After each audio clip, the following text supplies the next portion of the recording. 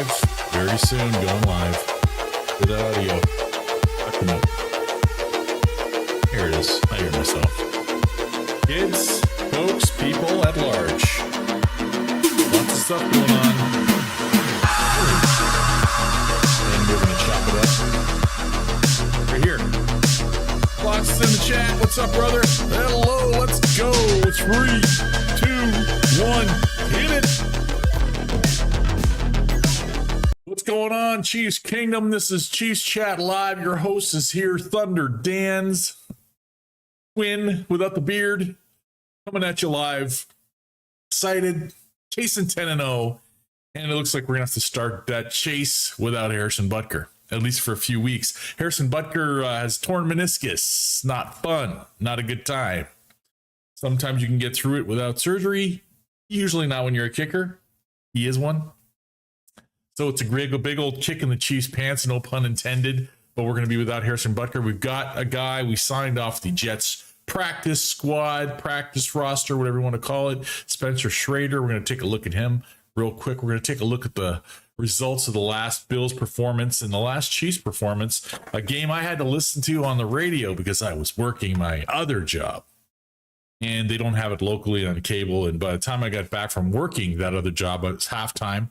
So I went to the gym and I worked out the Thunder guns because, you know, Thunder's losing weight and getting in shape and starting to look like his younger self again. What's going on, kids? Yeah, by the time I was done working out, listening to the game, of course, while I was working out, there was about 4 minutes left, I think. And I was going to a sports bar. It was next door to my gym. And I was going to check out the end of the game. And I sat down. I hadn't even asked for a water yet. And the Broncos were driving right down the field. And I'm like, you know what?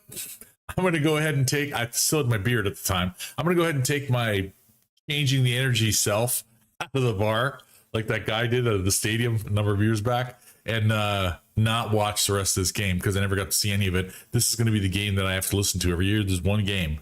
We're going to have having to listen to the whole thing on radio or whatever. I'm like, let's go outside and finish this game off. And I was listening to it, and I'm listening to Sirius XM, the Denver broadcast, because I couldn't find the Chiefs one on my dial. I could listen to it on NFL.com on my phone, but I had Sirius' version there. But on my car one, which I had been listening to, I stuck with the same channel I was listening to. Anyway, I'm listening to it, and they march all the way down. And the commentators talk, and they're down. They get it down to the one, and it's 5 seconds, 4 seconds, 3 seconds, 2 seconds. They call a timeout. They're going to set up the kick. Broncos going to win. I haven't won the road since 2015. Going to be this snap. Lutz goes back, takes 2 steps to the left. The snap is off. The hold is good. The kick is up. The kick is blocked. It's blocked. It was so good. I was like, I'm listening to it, and as I'm listening to it, I tweeted out, Chiefs haven't been running the ball today. When the Chiefs don't run the ball at least 20 times, we've talked about it on this channel.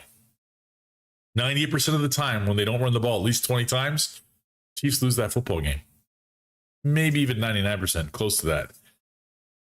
When the Chiefs do run the ball 20 times or more, 98% of the time or more, they win that football game. It's just a weird, not saying forced to run 20 times in the first quarter and you're guaranteed to win or, whatever. But that's just the way it is. When you forget about the run, like most teams, no matter how dynamic, how great, how wonderful our quarterback is, how expert our coach is, how great our staff is, how wonderful our players put that effort in there, when they don't stay balanced, at least to the tune of 20 runs, they lose football games. I said, this, however, is going to be one of those 2% games. Just watch. Tweeted it. The tweet didn't go through. Well, spinning. I reset it, and they kicked the ball, and the kick got blocked, and I sent it anyway. I was feeling the mojo. I was feeling the juju. I was feeling like this could be a win. And of course, we got the win. Special teams, the tweet's up there. You can still find it. Did go through after all. But the Chiefs are winning on offense. The Chiefs are winning on defense. The Chiefs are winning on special teams. The Chiefs win when Patrick throws interceptions. The Chiefs win when Patrick doesn't throw interceptions. The Chiefs win when Patrick runs a big gain, runs for a touchdown, steamrolls a safety, Mustafa. The Chiefs win when he doesn't run the ball a lot. The Chiefs win with Isaiah Pacheco. The Chiefs win without Isaiah Pacheco. The Chiefs win with no Hollywood Brown, not even for one down. The Chiefs win, trying to make this Dr. Seuss poem, but let's just roll and keep on going. The Chiefs win when Worthy plays great. The Chiefs win when Worthy dissipates. The Chiefs win with D-Hop in it. The Chiefs win with D-Hop on the sideline, doubting it. And when Cole Hardman had to tell him, set up. It's tough. When you go from teams that lose, this is a guy that was with Deshaun Watson we all know what Deshaun's about now. When he was a player, when he was a guy, when he was a gamer, when he was a high effort, high engine, running around, making things happen quarterback in Houston. And you go from that to the veritable dregs that Hopkins has been dealing with as a player. And it takes a knock on a guy. It takes a toll on a guy. Let's say that. It takes a toll on a player. And you got to come back around. Some guys are like me, and they're semi-psychotic, and they just believe. No matter what's going on, almost to their own detriment, they believe it's going to work out. They just keep trying, keep grinding, keep putting the axe to the whetstone, keep sharpening it up, keep moving forward. Some guys, they go in the tank. Some guys go in the tank real easy. Some guys, takes a lot, but they'll eventually slide in there and just give up. And apparently on the sideline, he wasn't feeling the mojo in that game because he's a new Chief. But McCole Hardman had a little talk to him. Let's go to the review screen and check that out. Definitely gonna have to pull that up because I didn't do my window for this one, but we're gonna have it in 2 seconds here. Let's go down to here, not Task Manager. There we go. And done. There we go. All right, guys, let's check the screen out real quick. We're gonna watch McCole Hardman's conversation be turned off. All right, I'll get it for you. I just thought this was awesome myself. I'd like this is pretty cool. Here we go. Where you at? Okay.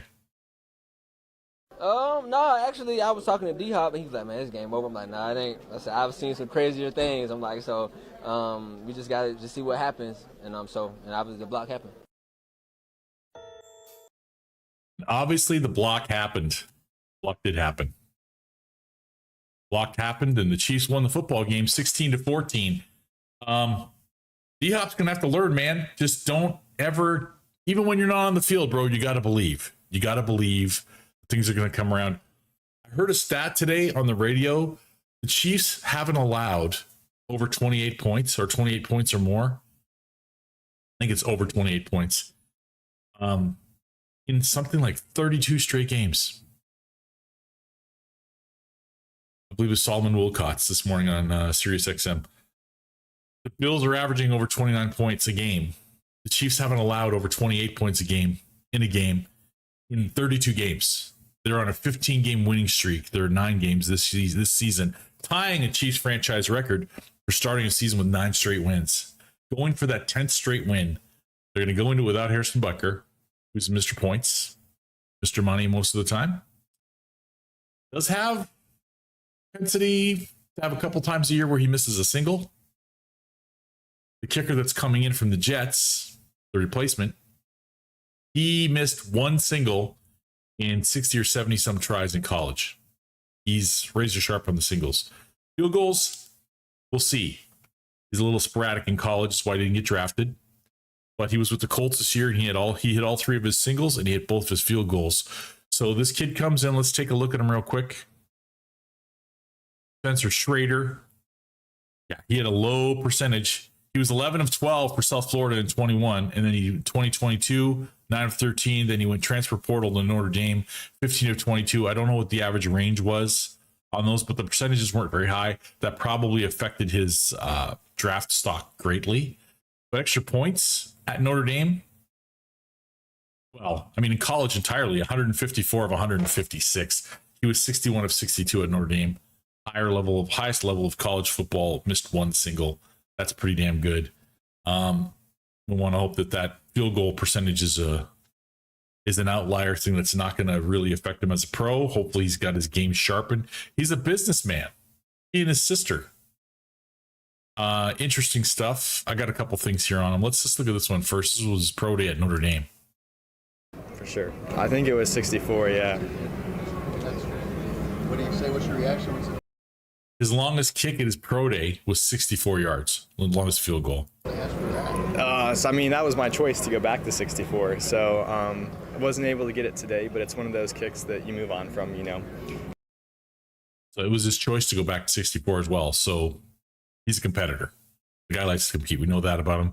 He's 6'2", 201 pounds, a little shorter than Butker, but still a tall kid. Still got a whip for a leg. And we're going to see what we're going to see. Speaking of his business, let's learn a little bit about this kid. Recently, my sister and I's training company has absolutely exploded. We started really young when I was about 16 years old, just doing these trainings with kids for a little bit of money. And then when I was playing football at USF, Sophie over one summer just blew up the company like crazy. So I started my private training company the summer of COVID. At that point, I just started private training some of the local kids in the area. It was really easy to transition into coaching with him, and from then on, we were just able to grow in a way that I don't think I would have ever been able to do on my own. We pretty much know about absolutely everyone that comes out here by now. I mean, this is also where we do a lot of our private training based out of, so we see everyone out here. Spencer and Sophie are both just very entrepreneurial minded, and they have a lot of passions that they enjoy pursuing, and they just love to be in the community, giving back in any way that they can.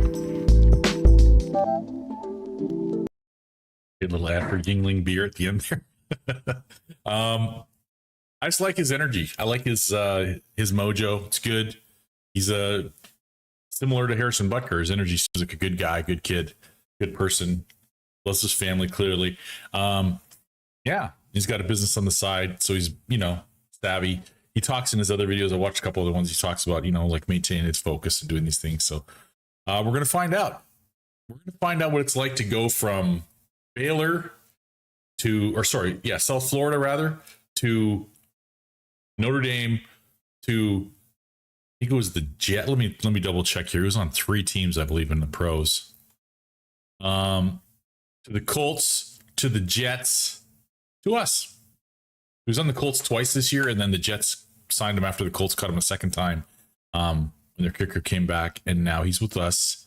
Going from the Jets to the Kansas City Chiefs, that's got to feel pretty damn good.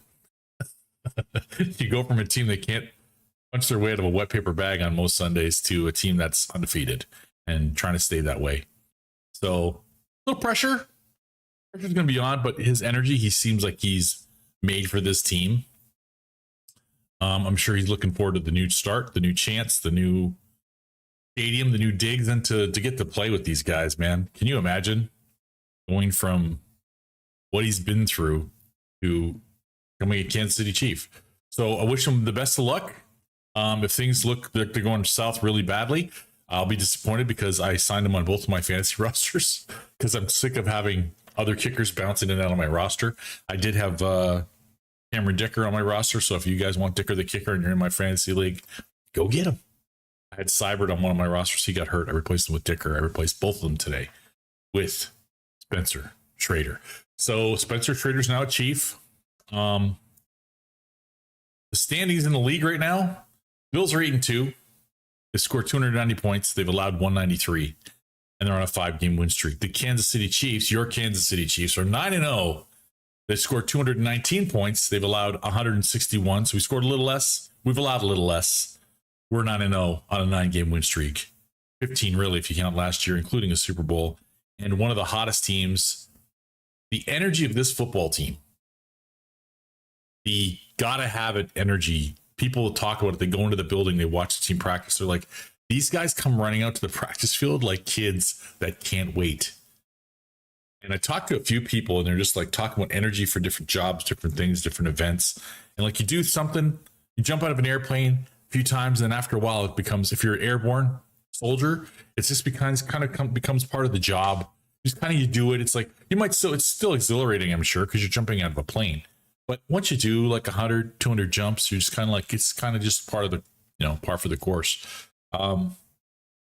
Football was the only thing in my life that I did where I wasn't really done when I stopped playing. I would have loved to been. I'd love to be able to like wake up tomorrow and go, your body's totally fit. You're not going to hurt yourself, old man. Go play a game. I'd love to feel that now because that's a thing that never really left me. I'm sure it leaves some people. Some people don't love it as much as I do when they first start playing, when they're pros. I've met semi-pro guys that just do it because it comes naturally and easy to them.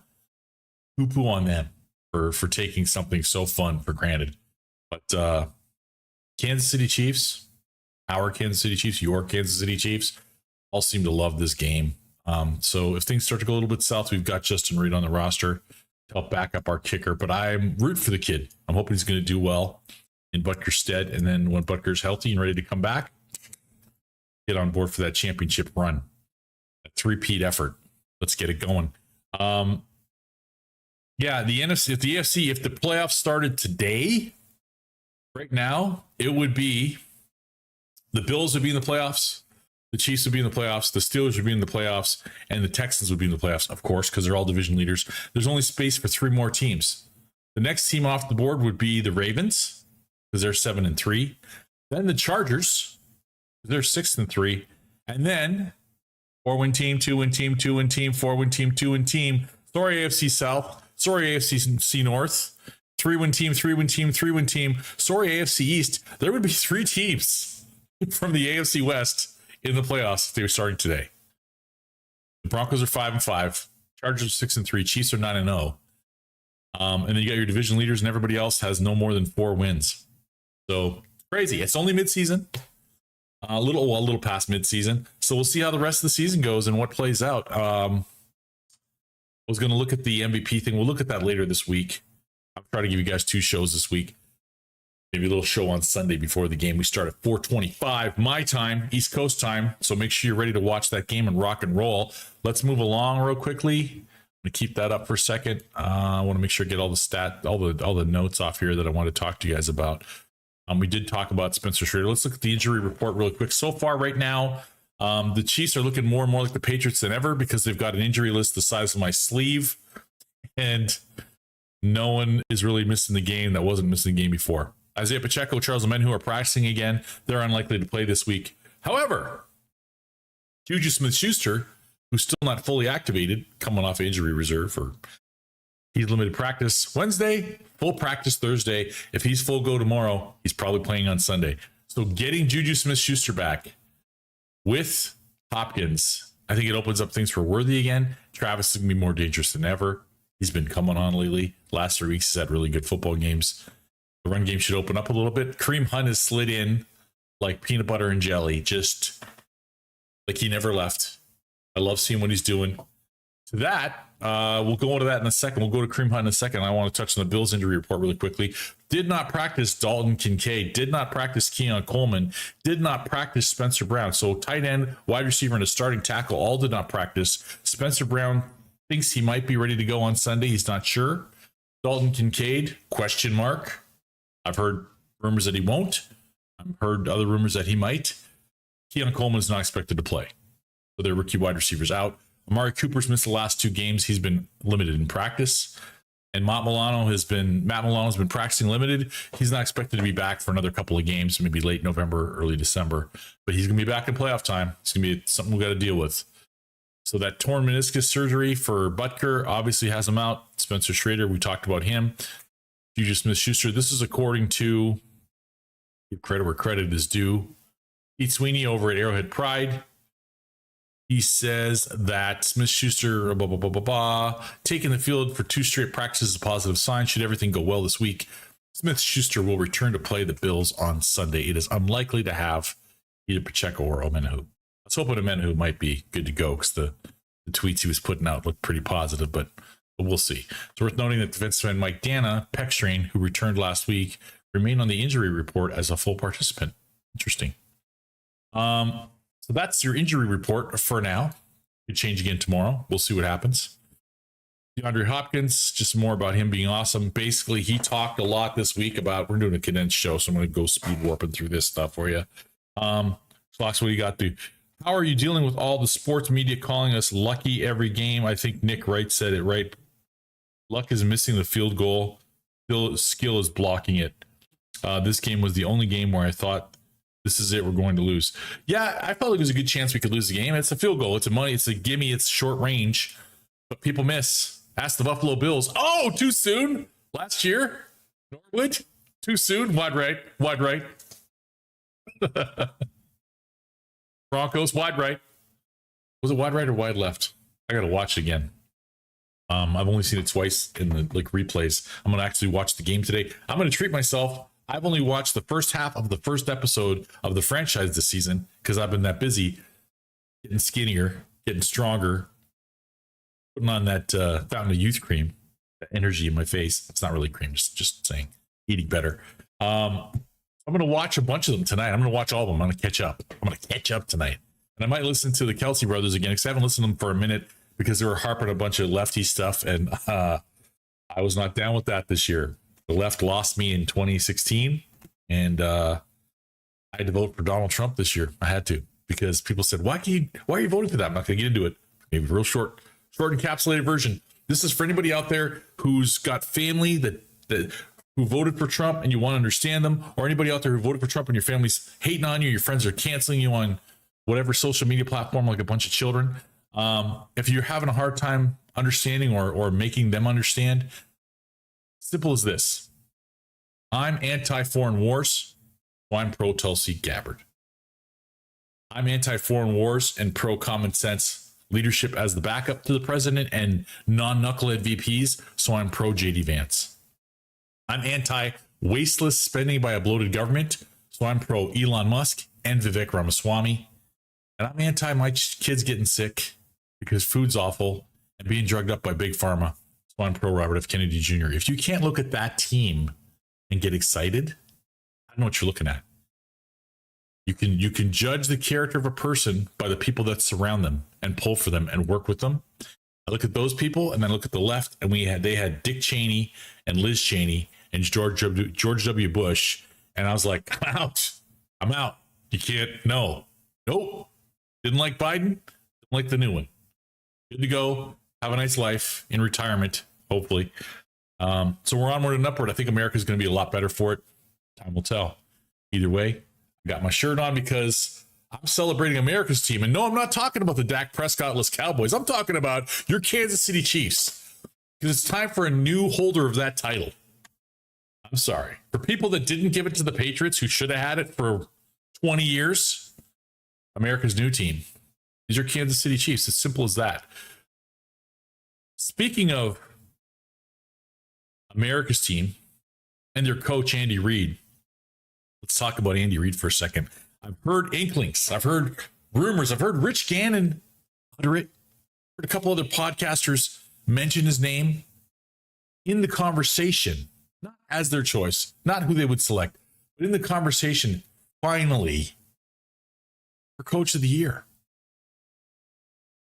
When I played football, the Coach of the Year was usually the guy who won the championship, or if it was a close championship game and the other coach had like the best defense and the best scoring all season, he might win it. But typically it was the guy who won because he out-coached everybody. How is anybody better than the coach who wins the whole damn thing? But in the NFL, they've made it a consolation prize for the who did more with less. Which is a stupid thing to even look at it as, because in the NFL, where the margin of error is this thin, the level of competition is from week to week like that. Look at the Ravens. All world this. Lamar Jackson, another MVP, blah, blah. If Lamar Jackson wins the MVP this year, this will be the first time he deserves it. Him and Josh Allen, we're playing this week. They're both right there, I think. And Baker Mayfield's had some flirts with it, but I'm not sure if he's going to be able to keep it all together. He's getting Mike Evans back in 2 weeks, so we'll see what happens. But Andy Reid has done this with this team. It's receivers coming in and out of the roster, signing guys off the street. Other guys get hurt. Another guy on injured reserve. Running back on injured reserve. Let's pull in Kareem Hunt. Kicker's now going on injured reserve. Hopefully we win this week. Knock on wood and keep that undefeated streak going. Set another record for the Kansas City Chiefs. We're on a back-to-back. Can you just slide it over? Can you just take it, league, and go, we can't deny it anymore. He's the best coach in the game right now. Andy Reid, you heard it here. Andy Reid is the best coach in football right now. I don't want to hear an argument. I don't care about your argument. It's fugazi, okay? Your argument is erroneous. Erroneous. On all counts. Andy Reid, your coach of the year. If he doesn't get it, let's just get another ring and tell him all to suck it. Anyway, I'm going to move on from my soapbox, my Andy Reid soapbox. That was that other window. So the game last week, Patrick Mahomes did not throw an interception. Nice to see. He's got more touchdowns than interceptions. He had a little bird on the wrong side of that first start of the season. Was getting back to Kareem Hunt. People were talking about Kareem Hunt and mentioning how he was kept in check last week. He wasn't finding running room against an excellent run defense. The Broncos have a very good run defense. Wasn't finding a lot of room. Baking powder, beg your pardon. He had 24 touches. Sorry, scratch that. 21 touches. He had 21 touches. And he had he had 99 yards. I'm sorry, he had 99 yards. 21 touches and 99 yards. That's over 4 yards a touch. He had 9.3 yards per. Somewhere I saw that he had 10 catches. He had 10 catches. It says here he had 7. So I don't know who to believe. But if he had 7 catches for 65, I heard he led the team in catches. So maybe this thing's wrong. Let's check. This is the NFL site one. Let's check. I'm going to check ESPN because I want to make sure I'm not getting this wrong for you guys. I hate when that happens, when you get led down a garden path and it's just a house of lies. Chiefs versus Broncos. Let's go. ESPN. Because, why would anybody want to do that? Why would anybody want to mislead a podcast host who's not represented by a big league advertiser? Because they don't care. They just don't care. Where we at? Box score. Player stats. Yeah, it was 7. Okay, so whatever I heard that broadcast was wrong. 21 touches, 99 yards. That's a heck of a game. He had 7 catches for 65 yards. So sometimes your passing game is your run game. And in that game, it very much was. We only ran the ball 19 times for 57 yards. That's not enough. Got to run the damn ball. When we were having a tough time against the Buccaneers the week before, I was saying, run the damn ball. When I did the show, came on during the game, it's like, we got to start running the ball in the second half. We're going to be fine. Kareem Hunt's going to start going off. That's what happened. And in this game, Kareem Hunt wasn't going off, but he did go off in the receiving game, and hopefully they keep using that, keep doing that. The Bills, on the other hand, no touchdowns for Joshy Boy, 2 interceptions, 280 yards, so a few more yards than Patrick, but he didn't take good care of the football. But he also ran for 50 yards and a touchdown.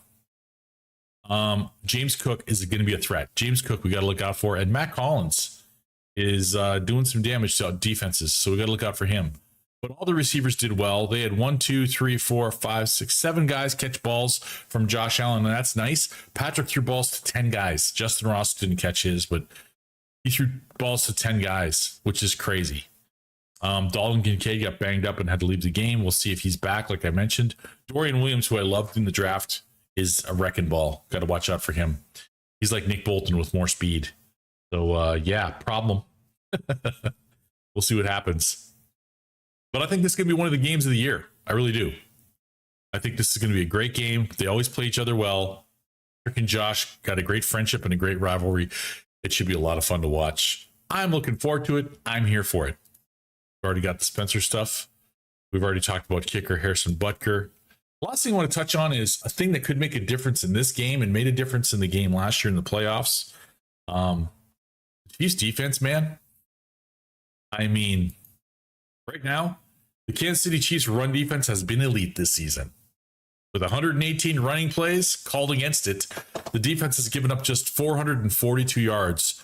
That's only 88.4 yards per game and 3.7 yards per carry. The Bills, on the other hand, are allowing almost 5 yards carry. I think Kareem Hunt's going to have some fun with that. The Bills' offensive line is pass protecting really well. The Chiefs only have 19 sacks so far. We'll see what kind of games and what kind of stunts that Steve Spagnuolo has set up for these guys. Yes, Schlocks, it's right. They don't even mention Andy Reid as coach of the year. It drives me nuts. we'll see what happens. We'll see if that changes. If we go into this game and that kicker plays his butt off, and Diop has another great game, and Worthy starts opening things up again, and Patrick takes care of the football and has a big game, they got to start looking at Andy. They really got to. And Spags put up another donut on the defense last week. The Denver Broncos scored no points in the third quarter. That's Spags' quarter, man. I'm telling you. He's the great majority of football games Kansas City Chiefs play football. You don't score in the Chiefs in the third quarter, maybe you get 3. There's a handful of times when you score. It's going to happen. But the majority of the times, you're lucky to get points in the third quarter against Kansas City. Because Steve Spagnuolo is just, he should be coordinator of the year. He just should be. He's that good. Chiefs are top 4 in defensive yards per game. 289.9 yards allowed. Something's got to give. This is a something's got to give kind of game. Let's go back to the big screen. This is the game, folks. This is the measuring stick. This is the yardstick. This is the let's see how things go. By the way, D-Hop is one of the top 2, I'd say top 2 receivers that were signed late, traded late, signed late, whatever. Go look at it. Go look at the highlights of the Saints game. Because I was pounding the table for, if we're not going to get D-Hop, we're not going to get these other guys. MVS was out there. I said, MVS on our team, for whatever reason, in the playoffs, money.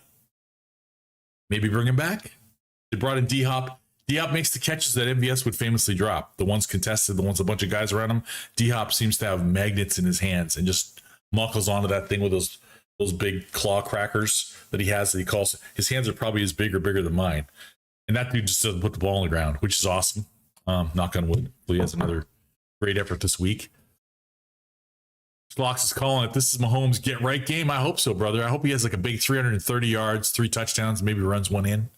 It'll be fun. It'll be fun. I was excited, though. He got that one against Mustafa. I just ran him over, trucked him in the end zone. After Mustafa, to his credit, had put the hit on a couple of our guys, our running back and our wide receiver. It's knocked him in the next week. When he didn't have that run and start, though, all of a sudden that 6'3", 230-pound quarterback starts yoking up those shoulders. We'll see what happens. Like I said, if they bring the best out of each other, they do. It's going to be a good battle. I'm really enjoying this rivalry with the Buffalo Bills, mostly because we beat them when it matters. But Patrick's, I believe, 4-3 record against the Buffalo Bills with Josh Allen, so he's got the advantage on him. Primarily, the most important thing to me is we beat him in the playoffs. So that's what I care about the most. The Bengals, they're kind of a non-factor. If they lose this week, man, they're a wrap. There's a lot of teams that they can't afford to lose this week. They'll be pretty much mathematically eliminated. A lot of teams already look like they're eliminated because mentally they're kind of checking out. That's got to suck. I've been on a team like that before where you don't win and it sucks. But you got to stay in there. You got to keep going. Fox says we need Uche to run down Allen. That's one thing about D-line. We are slow versus running quarterbacks. I think Uche is going to do a good job this week. I think Uche is going to be... They set up Uche on one side and put Karlaftis on the other side. Josh is going to have a hard time. How about that? I'm calling... Let me know in the chat what you think. Give me your sack number. Give me your takeaway number. I'm saying the Chiefs get 3 takeaways. And I'm saying that the defense also adds 4 sacks. I think 4 sacks, take the ball away from them 3 times. Give Patrick some extra plays, some extra drives, stop them. Point blank 3 times in the game. I think we'll get them. I think we'll take them out. Wouldn't it be great? I don't want it to come down to this. I want to beat them by 10. I think it's going to be a close game. I think it's going to be a 1-score game. It usually is with these guys. But wouldn't it be great if we drive down, last possession, we got the ball, we get 52-yard kick away, and the kid nails it. I'd be so happy for that kid. I would like to see this kid, Spencer Schrader, come into us, get these few games he's going to get to play without Butker around, acquit himself very well, and then, land on another team where he's going to be getting some money, getting paid. That'd be nice. Because if we slide him off the roster, if he does well with us and he's doesn't miss any kicks, and we slide him off the roster, somebody's absolutely going to grab him again. You know that. So I hope that the kid acquits himself well. I hope we keep this winning streak going. I want that record, man. I want to break that record. I want to break that Patriots record. I want to get the 3-peat. I want all of it this year. Let's break the most consecutive wins to start a season. Let's break the longest winning streak of a team in NFL history, going back to last season and this season. Let's get that three-peat, which people don't do in this league. And meanwhile, Patrick Mahomes has middling stats and doesn't give a fudge. Not one little square of fudge. He does not care, bro. It's probably a little bit. There's the petty pat part of him that's a little bit that, I think you'd like to have those stats. But wouldn't it be ironic if Patrick Mahomes has like 35 touchdowns all season long and 15 interceptions, runs for 3 or 4, but the Chiefs are undefeated, and Josh with all his stats and Lamar with all his stats and these other guys don't have the winning record the Chiefs do, fall to him as the MVP because he's winning? Because Patrick has had better stats before and not won the MVP. Other quarterbacks have had better stats than Lamar before and not won the MVP when he's won.